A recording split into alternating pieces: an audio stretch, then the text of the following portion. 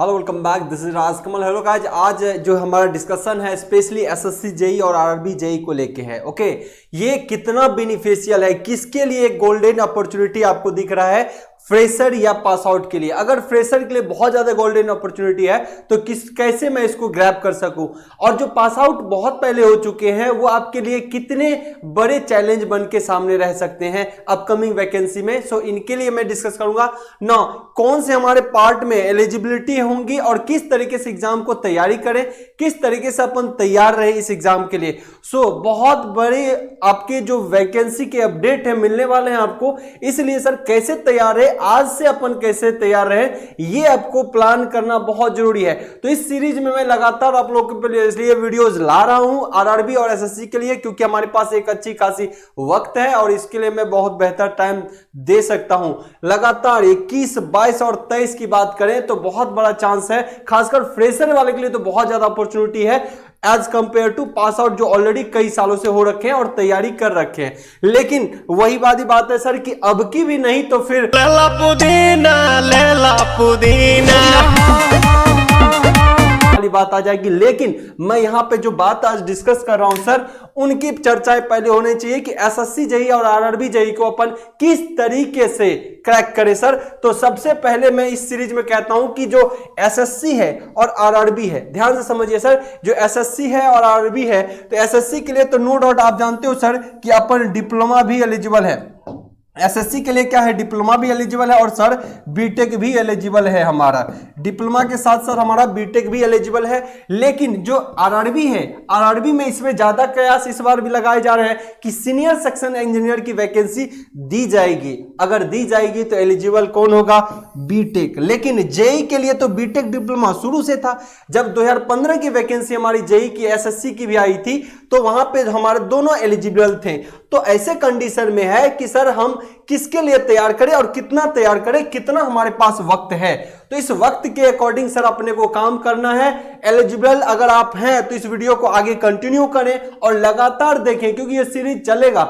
उसके बाद धीरे धीरे मैं एक एक पार्ट पे आऊंगा कि एसएससी के लिए किस तरीके से पेपर 1 देना है, 2 देना है, कैसे तैयार रहना है, आरआरबी के लिए पेपर 1 कैसे देना है, पेपर 2 कैसे देना है, टेक का कितना वेटेज होगा, नॉन टेक का कितना वेटेज होगा, इन सारी चीजों की चर्चा मैं बहुत बेहतर तरीके से आप लोगों के सामने करने वाला हूं। तो सबसे पहले बात है कि 2023 का वैकेंसी, जो 2023 में जो हमारे पास है, फिलहाल एसएससी ने कोई अगर डेट नहीं चेंज किया तो 2021 का एग्जाम, सर ध्यान से समझिए सर, 2021 का एग्जाम कब होना है, 23 में। इसका मतलब 2022 का एग्जाम भी ज्यादातर चांस है कि एसएससी वाला 2023 में ही होगा। ध्यान से समझिए, मैं बारीकी से कहता हूं सब एक चीज है ना। और 2023 वाला एग्जाम हो सकता है कि 23 में हो या फिर 24 में चला जाए। तो ये अपॉर्चुनिटी किसके पास है सर, ये अपॉर्चुनिटी बिल्कुल फ्रेशर्स के पास है। फ्रेशर्स के पास ये अपॉर्चुनिटी ज्यादा है as compare to pass out student, क्योंकि इनके टाइम देखो पास आउट अभी तक क्या होता था, जो हर साल लगातार पैटर्न जो चल रहे हैं तो उसमें जो 4-4 साल से तैयारी कर रहा है, 3-3 साल से तैयारी कर रहा था लगातार, तो वो ज्यादा उस पोजीशन को ग्रैब करता था क्योंकि उसकी तैयारी की लेवल बहुत अच्छी हो जाती थी, प्रैक्टिस बहुत अच्छे हो जाते थे, इसीलिए वो आपके सीट को खा जाता था। लेकिन मैं यहां पे किसी के साथ पार्शियलिटी नहीं करना चाहता, लेकिन अपॉर्चुनिटी अगर आप बात करें तो फ्रेशर के पास सर 1 साल का टाइम तो मिनिमम है, 1 ईयर का टाइम मिनिमम है यहां पे फ्रेशर्स के पास। और इस 1 साल में सर वो बहुत ज्यादा अपने को स्ट्रॉन्ग कर ले, ताकि ये एक तो ये पास आउट वाले बच्चे एक तो ठीक है, ये भी तैयार होंगे, तब तक आप भी तैयार होंगे, एक बेहतर कंपटीटर बन सकते हो। लेकिन सर देखिए बहुत सारे ऐसे स्टूडेंट होंगे जो अब 2023 में जो वैकेंसी जा चुकी है, तो ऐसे कंडीशन में, ये एसएससी के रिगार्डिंग पहले मैं बता रहा हूं, ऐसे कंडीशन में क्या होगा, ये पास आउट के कई के एज एक्सपायर कर जाएंगे। एज क्योंकि सर बहुत लड़के ऐसे भी है 4-4 साल से तैयारी कर रहे हैं, 5-5 साल से तैयारी कर रहे हैं, तो अब वो एक तो इच्छाएं कम होने लगती है, दूसरा एज इसका क्रॉस कर जाएगा। तो आप अगर अटेम्प्ट किए कि इसमें बहुत अच्छे से है ना, अभी ये फ्रेशर हो, अटेम्प्ट किया आपने बहुत अच्छे से, शायद ठीक है एक पेपर निकला दूसरा नहीं निकला या फिर निकल गया, 22 अटेम्प्ट करेंगे, 23 अटेम्प्ट करेंगे। सो गोल्डन अपॉर्चुनिटी किसके हाथ में चला गया सर, फ्रेशर्स के हाथ में। गोल्डन अपॉर्चुनिटी फ्रेशर्स के हाथ में ना। अगर फ्रेशर्स बहुत अच्छे से प्रिपरेशन कर रहे हैं सर, अगर फ्रेशर्स वाले अच्छे बच्चे बहुत अच्छे से प्रिपरेशन कर रहे हैं, तो ये भी उम्मीद कर रखें कि जो 2023 में है, 2023 क्या 2000 आप कह सकते हो 22 में, 2022 और 23 के बीच यानी 22 और 23 के बीच हमारा कौन सा एक बेहतर एग्जाम आने वाला है sir? RRB JE. RRB JE एक बेहतर एग्जाम आने वाला है। और ये समझो कि आप फ्रेशर हो या पास आउट होने वाले हो, अगेन एक गोल्डन अपॉर्चुनिटी, अगेन एक गोल्डन अपॉर्चुनिटी इस एग्जाम के लिए है सर, आरआरबी जेई के लिए भी और सीनियर सेक्शन इंजीनियर के लिए भी। तो अपॉर्चुनिटी जो है लगातार ये बहुत बेहतर है। अपॉर्चुनिटी का फायदा उठाने का पूरी कोशिश करेंगे हम। ओके, फ्रेशर्स वाले आपके लिए तो लड्डू है ना। मैं इस तरीके इसलिए बता रहा हूं, एक एग्जाम, दो एग्जाम, तीन एग्जाम, इधर से 4 एग्जाम, इसके बाद फिर साथ साथ एएलपी भी आ सकते हैं, वो तो अलग सेगमेंट है। बट आपके पास अपॉर्चुनिटी के देखिए, इस अपॉर्चुनिटी को इसीलिए मैं लिखा हूं कि अब की ना तो भूल जाइए ओकरा के, अब उसमें समझने वाले समझ लेंगे कि क्या। अब मैं देखता हूं कई बच्चों के ऐसे कमेंट आते हैं कि सर इस बार एग्जाम होगा, 23 में एग्जाम होगा, 24 में रिजल्ट आएगा। रे ना भैया नायिका रे लूटा ना भैया तलाई माला तनी।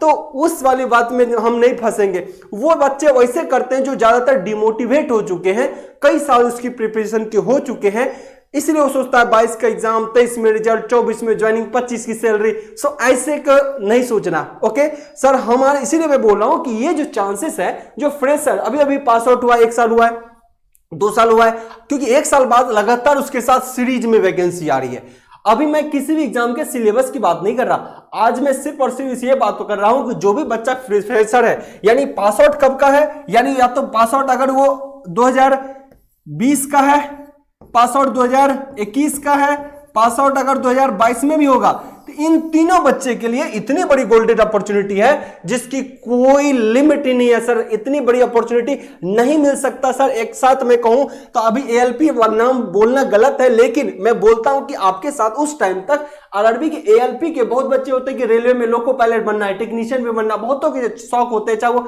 डिप्लोमा क्यों ना कर रखा हो, बीटेक क्यों ना कर रखा हो, फिर भी बहुतों के शौक होते हैं। तो आप सोचो एक सीरीज आप कह सकते हो एएलपी टेक्नीशियन है ना, एएलपी टेक्नीशियन, तो एक इतनी ज्यादा सीरीज, ये भी 22-23 के मतलब 22-23 के एंड में, 2022-23 के एंड में आप ये से लगा लो सर, ये भी आने वाला। सो इतनी ज्यादा अपॉर्चुनिटी खासकर उन बच्चों के लिए। अगर मैं 2019 वाला पास आउट का भी बात कर लूं, क्योंकि कोविड था, ठीक है वो स्ट्रगल मतलब ज्यादा टाइम नहीं मिला उसको, तो वो भी देखोगे तो 2019, 20, 21, 22 इन बच्चों के लिए बहुत बड़ी अपॉर्चुनिटी है। अपॉर्चुनिटी किसके लिए कम है सर? 2015 के जो पास आउट हैं, 2014 के जो पास आउट हैं, 2016 तक के पास आउट है ना, उनके लिए मैं कह सकता हूं कि वो एक तो इतने इंकरेज नहीं हो पाते, बढ़ते समय के साथ उसकी एनर्जी कम हो जाती है, तो आपको उसका कंपटीटर बिल्कुल नहीं समझना है। पास आउट में भी बहुत सारे ऐसे बच्चे हैं जो सीरियसली लगे हुए हैं, वो तो देखिए जो सीरियसली लगा वो तो घुसेगा ही, उसमें कोई बैरियर नहीं। लेकिन सर यहां पे अब नंबर ऑफ पोस्ट देखिए, इतनी ज्यादा वैकेंसी, एसएससी का हर साल का रहेगा, फिर आपका आरआरबी जेई लगातार बहुत जाएंगे, एएलपी टेक्नीशियंस आएंगे, तो आप देख सकते हो कि कहां जाएगा आपका स्किल। मतलब आपके पास पोस्टें बहुत होंगी। जिस तरीके से नॉन टेक की वैकेंसी बहुत आती है, टेक्निकल बच्चा घुस जाता है, जब टेक्निकल की इतनी सारी वैकेंसी आएगी तो नॉन टेक का भी तूफान आ जाएगा बच्चों का, क्योंकि बहुत टेक्निकल बच्चे नॉन टेक में लगातार कई साल से लगे हुए हैं। अभी आरआरबी एनटीपीसी वाला में भी बहुत बच्चे लगे हुए हैं। तो ये एक गोल्डन अपॉर्चुनिटी है। मैं यही चीज बार बार बताने की कोशिश कर रहा हूं कि बहुत बढ़िया गोल्डन अपॉर्चुनिटी खासकर उन बच्चों के जो 19, 20, 21, 22 में पास आउट हो रहे हैं। 23 वाला के लिए वो अपॉर्चुनिटी हो सकता है, 23 वाला के लिए तब जब आरआरबी जेई हो सकता है 23 के मिड में आए, ये पॉसिबिलिटी है 23 के मिड में आने। अदरवाइज 23 के लिए अपॉर्चुनिटी तो है जो 2023 में पास आउट होंगे। लेकिन सर तैयार इन सारे बच्चों को होने हैं, बहुत बेहतर तरीके से होने, चाहे आपके डिप्लोमा हो या फिर सर आपका डिग्री हो, बीटेक हो, ओके, या फिर आपका बीटेक हो, इन दोनों बच्चे को सीरियसली बहुत अच्छे से लगना है। ओके, तभी सर बढ़िया हो पाएगा, नहीं तो ये रबिया कब रिजल्ट आई तो ये गड़बड़ हो जाएगा सर। इनका इंतजार नहीं करना, अपने को एकदम तैयारी से जी जोर से लगना है। ओके, ये आपका सबसे बड़ा बात होनी चाहिए।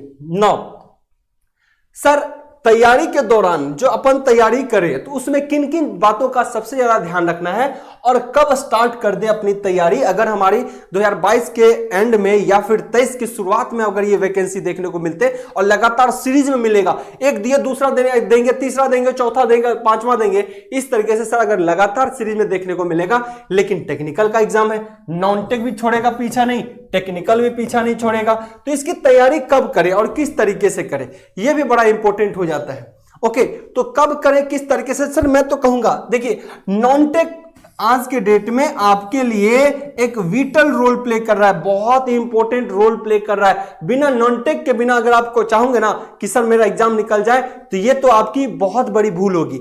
नॉन-टेक के बिना कोई एग्जाम नहीं निकलने वाला। अभी तो हाल फिलहाल में ये बोलता था एसएससी जेईई के अंदर सिविल डिपार्टमेंट वाले बच्चे, ठीक है टेक्निकल अच्छा कर रखा है, नॉन-टेक थोड़ा बहुत 19 भी है, तो क्योंकि उनके कटअप 127 130 के रेंज से कम रह जाता है, तो ठीक है वो नॉन-टेक कम भी है तो वो उसका बढ़िया चल जाएगा। उसके अलावा लेकिन आने वाले दिनों में उनके अंदर भी कटअप इतनी बढ़ेंगे, लगातार बढ़ने वाले हैं कि सर नॉन-टेक का बिना बहुत अच्छा नहीं कह सकते अपन। सो सिविल की तो बात अलग है, लेकिन उसके अलावा मैकेनिकल इलेक्ट्रिकल बच्चे सर बिना नॉन-टेक के आप 4 कदम आगे नहीं बढ़ सकते आने वाले दिनों में। जिस तरीके से नॉन-टेक का वेटेज हर एग्जाम में बहुत ज्यादा देखने को मिलता है। आरआरबी के पहले पेपर में अगर मैं बात करूं, सर आरआरबी का पहला पेपर पूरा ही नॉन टेक्निकल रहता है, वो बात अलग है, उसके लेवल बहुत कम होते हैं, लेकिन नंबर ऑफ कैंडिडेट्स भी बहुत ज्यादा जुड़ते हैं। लेकिन बात एसएससी की करूं तो टेक्निकल के साथ साथ नॉन-टेक भी रहते हैं पेपर में, 100 नंबर का टेक्निकल तो 100 नंबर का नॉन टेक्निकल। सो वेटेज तो बैलेंस कर रखा है। तो ध्यान रखें, अगर सर एसएससी वाले में, अगर एसएससी जेईई के अंदर चाहे सिविल वाला ही क्यों ना हो, अगर उसका नॉन-टेक अच्छा ना, तो अच्छा नहीं है तो बहुत अच्छी पोस्ट की उम्मीद नहीं कर सकता, फिर पोस्ट पे जाके तलवार अटक जाएंगी। तो ध्यान रखें आज के डेट में सर नॉन-टेक बहुत बड़ा इंपॉर्टेंट रोल प्ले कर रहा है। नॉन-टेक बहुत बड़ा इंपॉर्टेंट रोल प्ले कर रहा है, ठीक है। तो कैसे करा जाए सर? तो ध्यान देखिए, नॉन-टेक की जहां तक बात होती है सर, नॉन-टेक तो आज से स्टार्ट करें आप, नॉन-टेक आज से स्टार्ट करें, ये आपका सबसे पहला काम है। इसमें करंट अफेयर्स को भी दिमाग में रखना है। करंट अफेयर डेली न्यूज पढ़ना, आपके डेली लाइफ मतलब डेली लाइफ बहुत अच्छा होगा, यानी आपके स्किल बहुत डेवलप होंगे अगर नॉन-टेक को आप बहुत अच्छे से तैयार करते हो। ओके, और आज से इसको करना है सर, इसको क्या करना है, आज से करने हैं।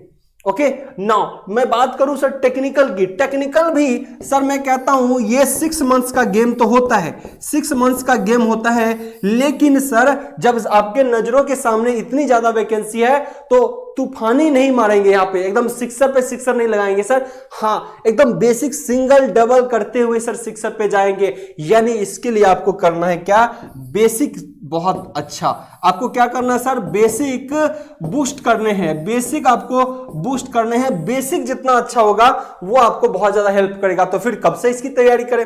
देखिए इनके लिए 2 चांस है। एक वो लड़का जो अभी डिप्लोमा या डिग्री कर रहा है, अब पास आउट होने वाले हैं, एक वो है जो कर चुके। जो कर चुका है वो ज्यादा फोकस देगा अपने बेसिक को करने में और ज्यादा ऑब्जेक्टिव प्रैक्टिस करने का टाइम देगा। ओके, नॉन-टेक साइड से स्टार्ट कर लेगा, टेक्निकल भी स्टार्ट करेगा, बस धीरे धीरे सब्जेक्ट को अच्छा करेगा। ओके, इनका ध्यान रखना। टेक्निकल जैसे इलेक्ट्रिकल में आरआरबी जेईई हो या एसएससी जेईई, सिर्फ 6-7 सब्जेक्ट पूछते हैं, तो ये भी एक बहुत बड़ी अपॉर्चुनिटी है आपके लिए। ओके, एसएससी की उसमें बात ना करें, एसएससी में फिर ज्यादा सब्जेक्ट पूछ देता है, लेकिन आरआरबी के जेईई का एसएससी जेईई के साथ सेम सिलेबस है। ओके ना, आरआरबी जेईई का और एसएससी जेईई का, दोनों जेईई का सिलेबस सेम, लेकिन एसएससी में थोड़ा वास्ट सिलेबस हो जाते हैं, लेकिन नॉन-टेक उतना ही। तो नॉन-टेक को बहुत अच्छे से तैयार करना है। टेक्निकल में भी बेसिक से इंप्रूव कर लेने हैं आपको सर, बेसिक से इंप्रूव कर लेना है। तो ध्यान रखें सर, ये अपॉर्चुनिटी अगर मिस हो गई ना तो भूल जाइए ओकरा के। सोचा तानी बारह बाबा झट देखता रही तो सोनो मामा से हमारा मिला न मायरा। क्लियर? तो मैं उम्मीद करता हूं कि ये चीज, अब ये है कि ये कब से स्टार्ट करें, तो आपने समझ लिया कि नॉन-टेक को तो स्टार्ट कर देना, टेक्निकल को जैसे ही वक्त मिलता है, जैसे कि कोई फ्रेशर है जो मतलब पास आउट होने वाले हैं, सर अपना जल्दी डिग्री कंप्लीट करिए आप और थोड़ा वहां से स्टार्ट करिए नॉन-टेक का करने का। टेक्निकल तो आप पढ़ ही रहे, आपका जो कोर पेपर है उसको ज्यादा कोशिश करिए करने का, और फिर जब निकलते ही एकदम प्रैक्टिस में लग जाइए, सेशन स्टार्ट करिए, इंजीनियर्स प्लेटफॉर्म ऐप से जुड़िए और बेहतर आपको रिजल्ट देखने को मिलेगा। तब तक तो मुझे लगता है आप और बेहतर कर सकते हो जब इंजीनियर्स प्लेटफॉर्म के साथ आप जुड़ोगे ऐप पे। ओके, सो वो बात की बात है, उसकी चर्चा मैं लगातार करते ही रहता हूं। हालांकि चलिए सर मैं यहां बात कर दूं कि ये जो चीजें हैं 6 मंथ्स आपको डेडिकेशन के साथ देना है, अदरवाइज आप डेडिकेशन नहीं देते तो सर ये 10 महीना भी कम पड़ जाएगा, है ना, 10 महीना भी कम पड़ जाएगा। तो मैं यहां कहता हूं कि जो फ्रेशर्स बच्चे हैं उसको चलो लगा लो कि उसको 10 महीने तो एटलीस्ट यहां देने हैं। जो फ्रेशर्स बच्चे हैं, जो एकदम नए हैं, उसको 10 महीना देना है कंटिन्यूअसली, तब उसका जाकर टेक्निकल अच्छा होगा और तब तक एग्जाम आपके सामने आ जाएंगे। तो एक बेहतर अपॉर्चुनिटी ये भी है। सो बेसिक को स्ट्रॉन्ग करना सर। जब आपके सामने लगातार सीरीज के टाइप में एग्जाम आने वाले हैं, सीरीज में एग्जाम आ रहे हैं और नंबर एग्जाम कम से कम 6 to 7 एग्जाम लगातार आपको देखने को मिल रहा है, तो किसी न किसी में टकरा जाए, बेहतर कर जाए, उसके लिए हमेशा कोशिश करिए बेसिक को स्ट्रॉन्ग। अब वन डे गेम वाला कोई एक एग्जाम तो है नहीं सर, 3 महीना बाद कोई एग्जाम आ रहा है, फटाफट करना, आप बेसिक तो इंप्रूव नहीं कर सकते, तो 3 महीना 2 महीना की स्ट्रेटेजी बच्चे सोचने लगते हैं, उसमें अगर हो गया तो बल्ले बल्ले, नहीं तो तैयारी तो चल ही रही है। यहां पे एक गोल्डन अपॉर्चुनिटी 1 साल के लिए है और इसमें जो तैयारी हो सकती है वो बेहतरीन की जा सकती है। आपको इसके पीछे लगना होगा और मामला को सर सलटाना होगा, और नहीं निकला तो सर फिर वही भूल जाना, अब की ना तो फिर भूल जाइए ओकरा के, समझने वाले समझ गए। सर मिलते हैं इस सीरीज में, हम लगातार आपसे मिलते रहेंगे इस सीरीज को ज्यादा बेहतर करने के लिए, क्योंकि ये अब जो एग्जाम है इतनी बड़ी अपॉर्चुनिटी है, इसका कोई मतलब कि फिर ऐसा मौका कभी मिल ही नहीं सकता है, बस ये समझ लो। और इसकी सीरीज को मैं लगातार आप लोगों के साथ कंटिन्यू करने वाला हूं। Okay, best of luck.